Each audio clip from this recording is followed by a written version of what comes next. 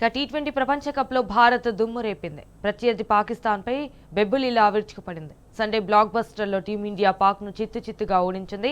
Mega టోర్నీలో తమ అజేయ రికార్డును అప్రతిహతంగా కొనసాగిస్తూ ఏకంగా 8వ సారి విజయఢంకా మోగించి మరో మ్యాచ్ మిగులుగుండగానే సూపర్ 8 బెర్త్ ఖరారు చేసుకుంది.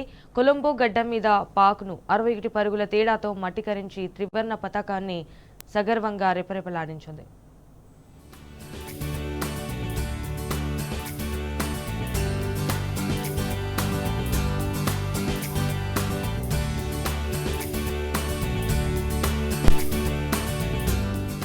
ఫార్మాట్ ఏదైనా ప్రపంచ కప్ టోర్నీలో దాయాది పాకిస్తాన్కు చుక్కలు చూపెట్టే టీమిండియా ఆ సంప్రదాయాన్ని దిగ్విజయంగా కొనసాగిస్తూ మరోసారి విజయదుందుబి మోగించింది.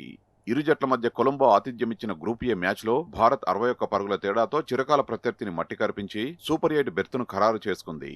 అదిగాక ఐసీసీ టీ20 టోర్నీలో పాక్పై భారత ఆధిపత్యాన్ని 8-1కి పెంచుకుంది.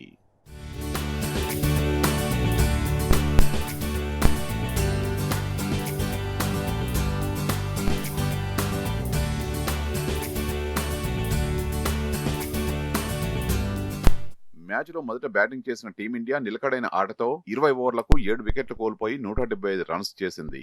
ఛేదనలో భారత బౌలర్ల సమిష్టి ప్రదర్శనతో పాక్ 18 ఓవర్లకు 114 రన్స్కే తోకముడిచింది. ఉస్మాన్ ఖాన్ 44 రన్స్తో టాప్ స్కోరర్ కాగా షాహీన్ అఫ్రీది 23 రన్స్ చేశాడు. వీరిద్దరూ ఆడకుంటే ఆ జట్టు పరిస్థితి మరీ దారుణంగా ఉండేది. హార్దిక్, బుమ్రా, వరుణ్, అక్షర్ తలా 2 వికెట్లు పడగొట్టి పాక్ పనిపట్టారు. ఇషాన్కు మ్యాన్ ఆఫ్ ది మ్యాచ్ దక్కింది.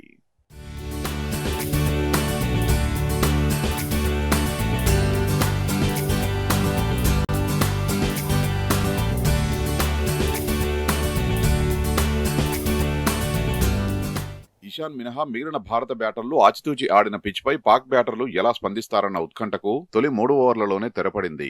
పవర్ ప్లేలోనే పాక్ ఓటమి దాదాపుగా ఖాయమైంది.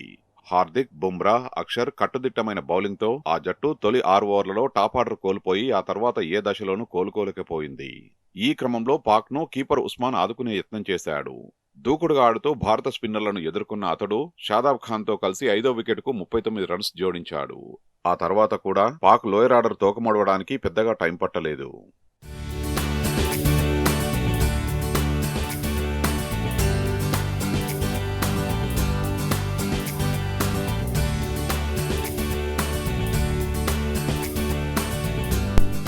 ఈ అద్భుత విజయం మహాశివరాత్రి రోజే టీమిండియాకు దక్కడంతో అభిమానుల ఆనందం రెట్టింపైంది.